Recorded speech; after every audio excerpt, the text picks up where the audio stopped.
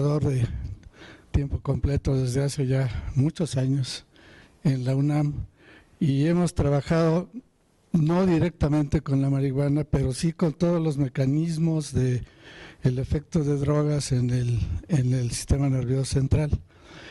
Y desde hace algunos años me he interesado con este asunto de la marihuana, porque cada vez es más claro que todas las prohibiciones de las drogas están resultando la peor solución que puede haber para las adicciones y para los efectos negativos que pueden tener todas las drogas, todas las sustancias. Entonces yo les voy a platicar, les voy a pasar algunos datos, empezando por este hecho que a mí me parece fundamental. A veces uno no puede creer cómo los políticos, y hablo de todo el mundo y por supuesto de México también, legislan sobre cosas que afectan la conducta humana, como puede ser el prohibir el uso de una sustancia, sin tomar en cuenta lo que la ciencia ya sabe en muchísimos aspectos. Una sociedad que no respeta los derechos humanos porque no toma en cuenta el conocimiento, yo creo que es una sociedad que no puede progresar. No pretendo que lean esto, es un cuadro donde resume toda la historia de la cannabis. La cannabis se empezó a usar como prácticamente todas las drogas, opiáceos y otro tipo de drogas desde hace 3.000, 4.000 años. Entonces uno se pregunta cómo, si unas drogas se usan desde hace miles de años, 3.000, 4.000 años, de pronto en el siglo XX una sociedad impulsada fundamentalmente por Estados Unidos decide que hacen daño y que entonces hay que prohibirla. La anterior. La prohibición en efecto está basada en asuntos políticos y no de salud. Hay un libro que les recomiendo mucho, Harry, se llama Harry con H, el autor se llama Tras el grito, hace una relación muy pormenorizada de por qué se empezó a prohibir no solo la cannabis, sino todas las drogas. Y resulta que en los 30, un señor Harry Anslinger fue el primer jefe de la Oficina Federal de Narcóticos y se le ocurrió, él necesitaba más protagonismo. Y entonces, la que sigue, se le ocurrió decir que los fumadores de marihuana en ese año eran fundamentalmente hispanos y negros. Entonces dijo que la inhalación de la marihuana podía volver al fumador violador, asesino o ninfomaníaco. Aquí está el libro que les estoy mencionando, Tras el grito, de Johann Hari, que se publicó el año pasado. Es increíble, pero esta fue el inicio de la prohibición de la marihuana. Y hasta la anterior, hasta 1961, no se alcanza a ver aquí, hasta 1961 se prohibió en una reunión universal de estas de la ONU, de la UNESCO en La Haya, se prohibió la marihuana. Y Estados Unidos decidió, estamos sometidos al imperio gringo, desgraciadamente, y decidieron ponerla en el cuadro de las drogas más peligrosas. Y ahí sigue todavía, pero por estas razones, porque como el doctor Savicki les acaba de explicar, de ninguna manera los daños que produce la marihuana son como para prohibirla, cuando además, claro, lo que siempre se dice, el alcohol y el tabaco que sí matan gente, pues esas se pueden comprar aquí en la esquina. ¿La que sigue? La prohibición de ninguna manera ha disminuido el uso de la marihuana. Aquí se ve lo que está en rojo, como de los años 91 a 2009 aumentó el uso de 1,29 a 8,2%, según un libro publicado por algunos investigadores del CIDE. Y aquí hay otras drogas y todas han aumentado su consumo con todo y la prohibición. es decir, la prohibición es inútil. Y es que hablaba yo hace un momento de la importancia del conocimiento científico. Si se entendiera, si las personas que legislan y que deciden qué cosas podemos hacer y no podemos hacer, entendieran un poco más cómo actúan las drogas. Cuando se prohibió en 1930, empezó la prohibición, como les acabo de platicar, pues no sabíamos cómo funcionaban las drogas, a pesar de que se han usado por cientos o miles de años. Pero ahora ya sabemos, y voy a permitirme pasarles, hablaba el doctor Savicki también de receptores. Voy a pasar 5 minutos de elementos muy importantes de cómo funciona el cerebro, para que ustedes tengan una idea de cómo ya la ciencia nos permite saber esto y cómo esto repercute o debe repercutir sobre qué hacer con las prohibiciones, porque ahora ya podemos diseñar nuevos tratamientos farmacológicos para las enfermedades neurológicas y mentales, porque ya sabemos cómo funciona en muchos aspectos el cerebro. ¿La que sigue? Este es los circuitos neuronales en la corteza cerebral. Vean ustedes, es solo un pequeñísimo pedacito de la corteza cerebral, y vean ustedes la cantidad de neuronas conectadas entre sí, formando capas y conexiones. ¿La que sigue? Sí, el cerebro es algo es el órgano sin duda más complejo, y en toda la naturaleza es lo más complejo que la ciencia ha podido encontrar. Por eso ha sido tan difícil el progreso del funcionamiento. Este esquema es el cerebro de una rata, animal que se usa muchísimo en experimentos por muchas razones, y la línea roja que ven ustedes conecta, ¿hay un indicador o no? Bueno, vean ustedes, la línea roja está conectando lo que dice ahí BTA hacia la corteza, hacia arriba. Esos son los circuitos que tienen que ver con la sensación placentera. Y la línea roja de abajo también es muy parecida, pero la de abajo tiene que ver con el funcionamiento de un neurotransmisor. Y les voy a hablar ahora de lo que es un neurotransmisor, para pasar de ahí a los efectos de la cannabis. Vean ustedes estas neuronas, cómo reciben muchísimos botoncitos. Cada uno de estos pequeños botoncitos, cada uno de estos puntitos es una conexión que reciben las neuronas de otras neuronas. Imagínense la complejidad del asunto cuando tenemos miles de millones de neuronas en nuestro cerebro. La que sigue muestra a ustedes en un dibujito cómo cada neurona está recibiendo estas conexiones que vienen de distintas neuronas. Si lo vemos en microscopía electrónica, vean ustedes cómo termina aquí cada uno de estos botoncitos. Para que tengan una idea, esto mide una millonésima de milímetro, milésima de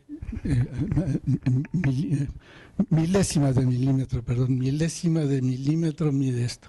Pero esto es microscopía electrónica, que nos da gran aumento.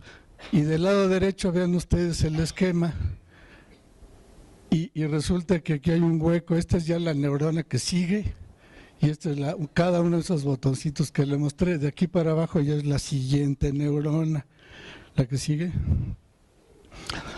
Entonces ahora sabemos que para que se haga esta comunicación tiene que liberarse una sustancia química que es como un mensajero, por eso se llama neurotransmisor, y actúa sobre estas moléculas, que son los receptores, que hablaba el doctor Savicki, pero hay receptores para muchísimas cosas, muchos neurotransmisores, y también para los cannabinoides. Los cannabinoides actúan también de esta manera sobre ciertos receptores. Entonces aquí tienen ustedes dos neuronas, esta de aquí, esta de acá. Esta es la DA, quiere decir la dopamina, es la de los circuitos del placer que les mostré yo. Y justamente y esta es otra neurona que funciona con otro neurotransmisor y actúa sobre esta. Pues justamente aquí es donde actúan los cannabinoides, sobre uno de estos receptores. Entonces así es como los cannabinoides actúan modificando la comunicación química entre las neuronas. Todo este conocimiento es lo que se ha obtenido en los últimos 50, 60, 80 años de investigación en neurociencias. Pero, repito, este conocimiento no parece ser tomado en cuenta por quien insiste que hay que prohibir todo porque nos hace daño y nosotros no somos capaces de un atentado contra la autonomía personal y el derecho humano de decidir lo que uno puede consumir o no puede consumir. Bueno, este es otro esquema del cerebro de la rata. Aquí están distintos tipos, aquí están los opioides, aquí está la nicotina del tabaco. La nicotina es una de las drogas más adictivas que se conoce, muchísimo más que la marihuana, y sin embargo pues esta es permitida, ¿no? Esencialmente nuestro cerebro es muchísimo más complicado que el de la rata, pero en cuanto a estructuras generales nos parecemos mucho.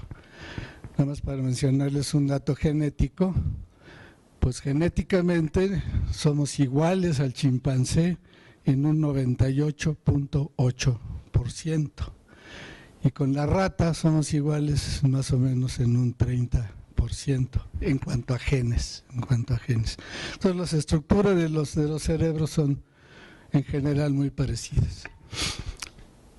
La cantidad de información que hay sobre la marihuana es enorme, aunque todo el mundo dice que hay que seguir investigando.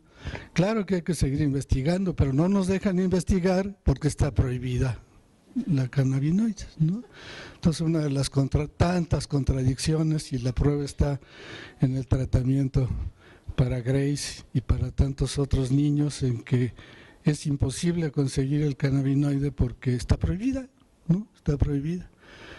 Entonces uno no entiende cómo, si se trata de proteger a la salud, la Secretaría de Salud y la COFEPRIS se tardó ¿cuántas semanas en dar el permiso para Grace, ¿no? Si se trata de que deben proteger la salud, pues uno no entiende cómo estas cosas pasan, porque hay una ley que dice que no se puede usar la cannabinoide. El cannabinoide, para mí eso sale de mi comprensión completamente. ¿Cuál era la anterior? Bueno, estos dos libros de 99 y de 2001 son libros de 350 páginas, donde tiene una enorme cantidad de información, publicados por el Instituto de Medicina de Estados Unidos, que pertenece a los institutos, a la National Science Foundation. Tiene muchísimas referencias a puntos científicos y otra vez, curiosamente, yo no he visto en las discusiones estas de los políticos que nadie se haya preocupado por leer los libros, la información que está, la que sigue. Y de entonces acá, en los últimos 15 años, se han publicado muchísimos artículos más sobre los aspectos médicos y otros aspectos de la cannabis. En el prefacio de estos libros dice todo esto, que es muy repetitivo de lo que ya les explicó el doctor Savicki, pero estoy dando la información que resume muchísimos estudios de decenas de años. La marihuana no es una sustancia completamente benigna, es una droga con muchos efectos, pero los efectos dañinos para los individuos desde la perspectiva del posible uso médico no son necesariamente los que se produce el abuso de las drogas. Es una de las conclusiones generales de este libro. La que sigue tiene todo un capítulo entero que se llama ¿qué tan dañina es la marihuana? Bueno, para empezar, el dato que también ya se mencionó, es tan dañina como que produzca algo tan letal como es la muerte, pues se demuestra que efectivamente si se empieza a fumar la marihuana antes de los 18 años, sí puede ocurrir todo lo que acabo de explicar. Pero si se empieza a fumar después, no se encontró ningún efecto sobre, en este caso, el IQ, la cognición, el famoso IQ de la inteligencia, que tiene muchos bemoles, por cierto. ¿La que sigue? ¿La que sigue? Bueno, el uso médico de la marihuana, ¿la que sigue? Todos estos son trabajos, el primero que yo encontré es de 2003, estos son artículos de las revistas médicas y científicas más reconocidas, más importantes. Este es de 2003 y se llama El potencial terapéutico de la cannabis, la anterior. Aún si los resultados de estos estudios no son tan positivos como uno esperaría, estamos solo empezando, 2003, a apreciar el gran potencial terapéutico de esta familia de compuestos. La que sigue es otro trabajo de 2006, otra revista muy importante que se llama Annual Review of Medicine, y ahí dice también los usos medicinales de la cannabis. La que sigue.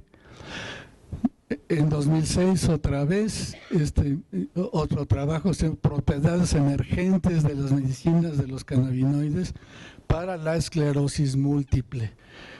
Y en este caso concluyen que apunta al prospecto de la cannabis como una medicación en el tratamiento de esclerosis múltiple y muchas otras condiciones médicas. La que sigue. Para el dolor asociado al SIDA, lo mismo. La que sigue.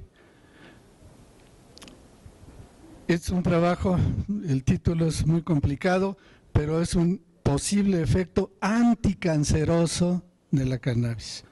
O sea, prácticamente no solo es raro que produzca cáncer o no está demostrado, sino que además puede ser anticanceroso. La que sigue. Estas son una lista de un trabajo del New England Journal of Medicine de 2010, donde están todos los padecimientos en donde parece ser útil la marihuana. Cáncer, glaucoma, mucho de esto ya lo mencionó otra vez el doctor Savicki, dolor severo, náusea, convulsiones, espasticidad intratable, anorexia, espasmos musculares, esclerosis múltiple, artritis, distrofia muscular, etcétera. La que sigue. Este trabajo de 2015, nada más pongo el título aquí. Como conforme más estados de Estados Unidos legalicen el tratamiento, los científicos estamos aprendiendo cómo los químicos que tiene la planta pueden ayudar a condiciones desde lesiones cerebrales hasta el cáncer. La que sigue. Bueno, estos son los estados de Estados Unidos donde ya es legal para usos médicos. Son 20 y tantos estados de Estados Unidos, de 2014. La que sigue. Este es un trabajo muy reciente, de octubre de 2015, otra vez, del New England Journal of Medicine. Crece el momento para la circunstancia para el uso médico de la cannabis. Y aquí relatan un caso de la familia Fiji. Este es un caso muy parecido, relatado en nuestro trabajo, al de Grace, extraordinariamente parecido. Una niña que tenía 200 convulsiones diarias y que fue tratada con cannabinoides y mejoró muchísimo. Y la similitud con el caso de Grace a mí me impresionó. Y está relatada esta historia en este trabajo que apareció el 24 de octubre en esta revista médica que se llama The Lancet, que es una de las más importantes del mundo. Y hay muchos casos aquí. 5 minutos. La que sigue. Bueno, estos son textos de ese trabajo, donde habla de que mientras no se legalice, pues no se va a poder seguir estudiando la marihuana, ¿no?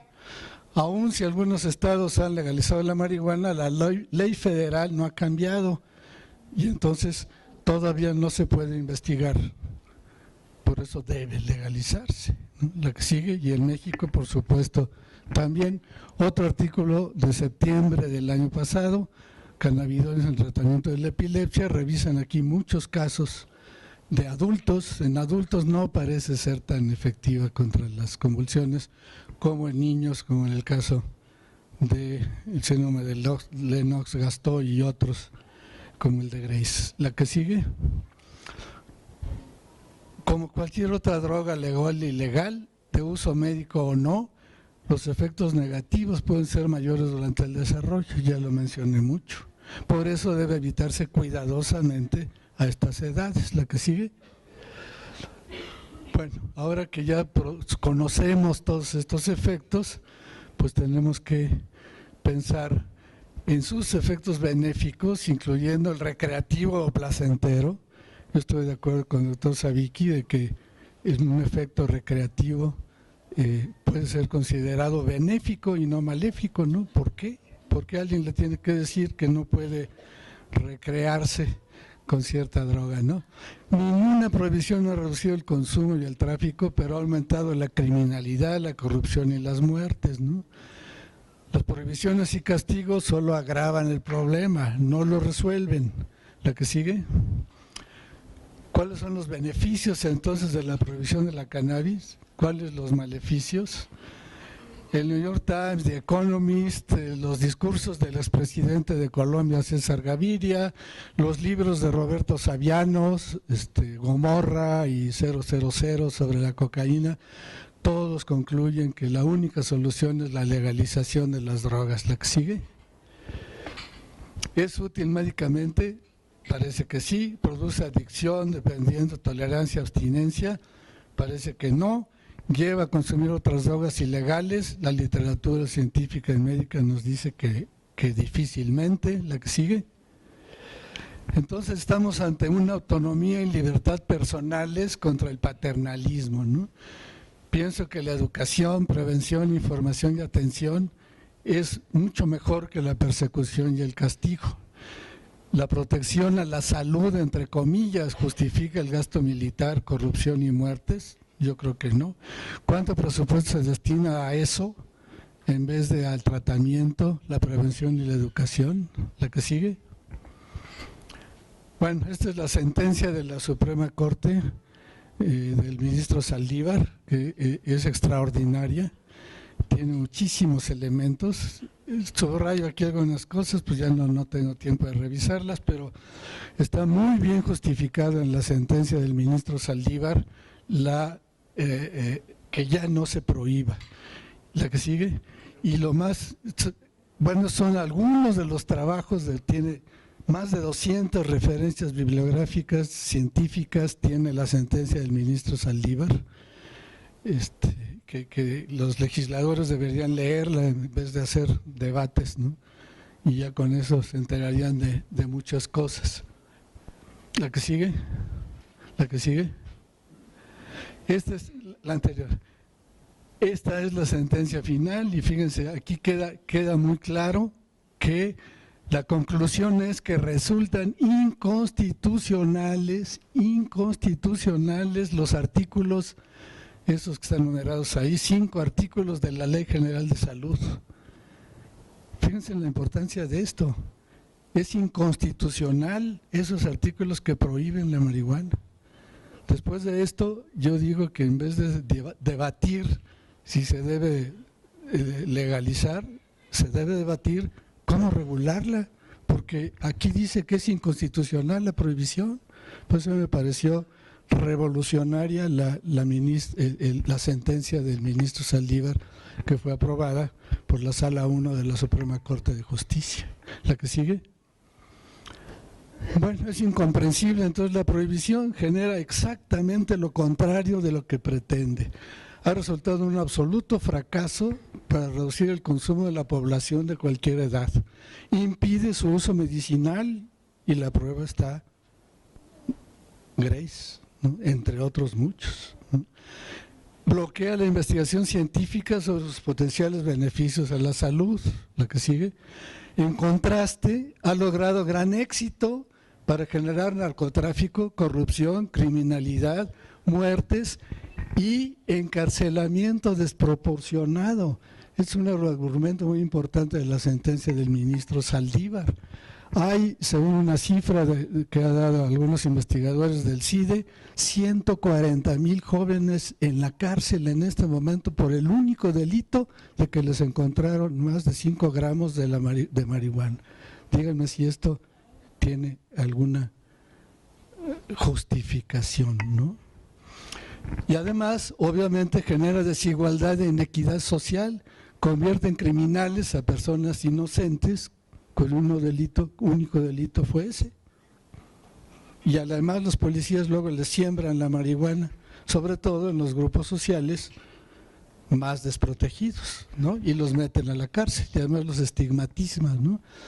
Por eso yo concluyo la sentencia de la Sala 1 de la Suprema Corte, un enorme avance para corregir esta grave situación. 4,000 y pico por sustancias analgésicas, fíjense, analgésicas, de los que recetan para el dolor, 17,000 por alcohol, y vean ustedes por el tabaco, 480,000, contra la marihuana, que es 0.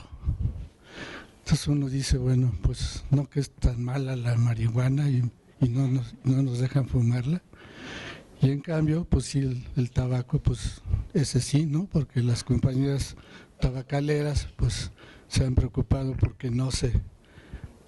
Afortunadamente ahora ya es más difícil para los jóvenes comprar el tabaco y ya no se permite el fumarlo en los sitios públicos. Pues lo mismo debería hacerse con la marihuana en todo caso, ¿no? Pero no prohibirla. ¿Qué porcentaje de adicción? Bueno, del lado derecho, el tabaco, el 32% de los usuarios que usan el tabaco se vuelven dependientes, totalmente adictos. Si alguno de ustedes ha fumado y ha querido dejar de fumar, lo habrá comprobado de manera directa, lo difícil que es dejar de fumar, porque eso sí produce adicción. El 15% de los consumidores de alcohol se hacen adictos, se hacen alcohólicos, solo el 9%, es una cifra que ha sido confirmada en muchas publicaciones. Esto es de este libro de 2000, pero nuevos trabajos confirman este dato. La anterior. Fíjense, los tranquilizantes, no sé cuántos de ustedes toman, por ejemplo, Valium o alguno de estos, los ansiolíticos, los tranquilizantes que se toman con receta, pues producen el mismo porcentaje de adicción. Entonces, si la razón para prohibir el cannabinoide es el riesgo de adicción, por favor, prohibamos los ansiolíticos, ¿no? Y ninguno de ustedes vuelva a tomar, si lo toman, un Valium porque se está volviendo adicto. Y como en alguna ocasión dijo el doctor Mondragón, los adictos son enfermos, dijo hace poco el doctor Mondragón, el comisionado nacional de adicciones. Entonces yo digo, bueno, pues entonces tenemos una enorme cantidad de enfermos que son los adictos al tabaco, los adictos al alcohol, los adictos a los tranquilizantes y los adictos a los antidepresivos, que también producen adicción. La heroína el 23% se vuelve adicto, la cocaína el 17%. ¿La que sigue? Este trabajo ya de 2014 está publicado por el National Institute of Drug Addiction. La doctora Nora Volkow, que por cierto es mexicana, lleva ya muchos años como directora de este centro. Ella, por cierto, viene el martes próximo, empieza la discusión nacional sobre la marihuana. a raíz de la decisión de la Suprema Corte de Justicia, ustedes lo saben muy bien, y viene la doctora Volkov, va a ser en Cancún, es el martes, y pues, ahí vamos a estar tratando de discutir todos los datos estos con la doctora Volkov y con otros investigadores que vienen de Estados Unidos y de aquí de México, varios investigadores vamos a estar allá. Bueno, en este trabajo la doctora con su grupo estudia los efectos adversos de la marihuana. ¿La que sigue? ¿Qué encuentra? También de esto ya les habló el doctor Savicki. Los efectos son a corto plazo, los efectos inmediatos se parecen en general a los del alcohol, pero sin duda de menor intensidad, ¿no? Hay una pérdida de la memoria ligera de corto plazo, se pierde un poco la coordinación motora, lo que puede interferir para manejar. Ya lo acaba de explicar el doctor Savicki, para gente ya más experimentada esto no es tan grave, experimentada con el uso de la cannabis. En dosis muy altas puede producir paranoia y psicosis, sí, en ciertas condiciones muy especiales que voy a mencionar. La que sigue. A largo plazo y con un uso muy heavy en inglés, es como pesado, es muy intenso, un uso muy exagerado, diría yo. Ahí está lo de la adicción, 9%, pero si se empieza en la adolescencia, y esto sí es algo en lo que hay que insistir muchísimo, sí aumenta el riesgo de adicción. Por eso cualquier regulación, cualquier despenalización que esperamos lograr ahora a raíz de los debates que empiezan el martes, debe incluir una regulación para evitar en todo lo posible el consumo de la marihuana en adolescentes. Antes de los 18 o 20 años no se debe usar no solo la marihuana, sino ninguna droga. Yo digo que esto no es nada sorprendente. El cerebro está en desarrollo hasta los 18, 20, 21 años. Ahora ya sabemos eso. Y esto lo descubrieron desde hace mucho tiempo los que venden rentan coches, ¿no?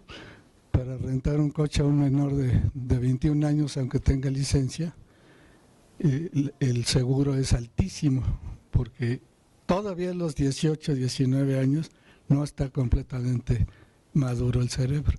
Entonces, cualquier droga, cualquier medicina tiene una dosificación que no depende del peso, es distinto todo el efecto que puede tener. Entonces no es nada sorprendente que la marihuana tenga otro tipo de efectos que sí hay que evitar si se empieza su consumo antes de esta edad. ¿Y cuáles son esos efectos? El anterior todavía. Un desarrollo alterado del cerebro.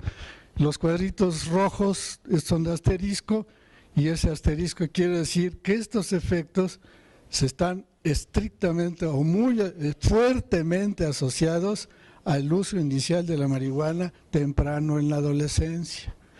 Esto es muy importante porque, bueno, ya dije, en la adolescencia hay que evitar a toda costa la marihuana y el tabaco y el alcohol, y cualquier medicina debe usarse de manera diferente.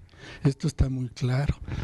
Pero aquí el énfasis es porque si se empieza a fumar la marihuana después de los 18 o 20 años, los efectos a largo plazo son mínimos si es que existen. Aquí también es muy importante, en el caso de los niños, el uso medicinal, el que sea el cannabidiol y no el tetrahidrocannabinol lo que se use. Ya voy a pasar a la parte de médica. ¿Y la que sigue? Bueno, fíjense, en este trabajo, estoy hablando de este mismo trabajo de la doctora Volkov. El trabajo se llama Daños que produce la la marihuana. Sin embargo, en ese mismo trabajo reconoce que puede ser médicamente muy útil en todo esto que dice ahí: el dolor, la inflamación, la esclerosis múltiple, la epilepsia, ¿no? Consta que el trabajo dice daños que produce la marihuana. Sin embargo, la doctora Volkov y su grupo fueron tan honestos como deben ser los científicos, que en un trabajo titulado así reconocen el uso médico de la marihuana. La que sigue. Y fíjense este dato del mismo trabajo. En adolescentes, justamente en Estados Unidos, estos son los años desde 75 hasta 2013, con los reglamentos del uso del tabaco, vean cómo ha ido para abajo el consumo del tabaco, pero el consumo de la marihuana va para arriba. Esto en Estados Unidos en adolescentes. Esta, la que sigue. ¿Cómo interpreto yo esto? Me parece que esta conclusión es importante, ¿no? El tabaco es legal, pero la educación, la información y la regulación de su venta han hecho que disminuya el consumo en adolescentes. La marihuana es ilegal y a pesar de eso su uso ha aumentado entre los adolescentes, aunque perciban sus efectos dañinos. Entonces, la legalización de la marihuana acompañada de una regulación apropiada, como la del tabaco, no lleva a aumentar el consumo y quizás hasta disminuya. Esto además ya está viéndose en algunos estados de Estados Unidos donde ya es legal. La que sigue. Bueno, que si produce cáncer, me voy a ir más rápido sobre esto. Y está muy claro que la producción de cáncer por la marihuana de ninguna manera se ha comprobado, porque hay muchos otros factores, como dice esta diapositiva. Puede resultar de otros factores como el humo del tabaco. La que sigue. No hay ninguna evidencia conclusiva de que la marihuana produzca cáncer en humanos, incluyendo los que se relacionan con el uso del tabaco. La que sigue. Esto es de 2000, un solo estudio a largo plazo y no se encontró una asociación. Otra vez aquí el doctor Mondragón ha repetido que produce mucho más cáncer que el tabaco, lo cual es una mentira tremenda. ¿La que sigue?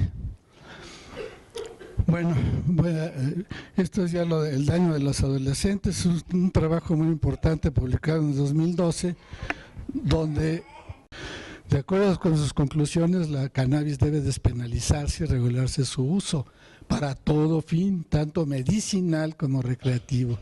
Sí se descriminaliza, pero se prohíbe su comercio y por tanto no se regula, será la peor situación. Ya no metemos a la cárcel, pero no se vale comprarla ni venderla. Entonces, pues los narcotraficantes van a seguir enriqueciéndose vendiéndola, porque además ya no va a ser crimen. Por eso debe debe también permitirse, como en Uruguay, que es lo que ya se hizo, como en Colorado, como en el estado de Washington, porque los narcotraficantes seguirán vendiendo bajo sus propias reglas, conveniencias y beneficios. Pues esperamos que en la discusión que se inicia el martes, como ya mencioné, y en los sucesivos debates, basándose en todo esto y en la sentencia de la Suprema Corte, pues ojalá que logremos que la cannabis deje de ser considerada una droga peligrosa y al contrario, se vean sus múltiples beneficios que puede tener para la salud y deje de considerarse un daño a la salud, sino más bien un beneficio. Muchas gracias. Doctor, tenemos una pregunta. ¿El cannabis puede revolucionar el conocimiento que se tiene acerca de la reproducción neuronal? Esto porque se ha visto que no solo detiene las crisis o problemas degenerativos, sino que hay que recuperar varias funciones o alienta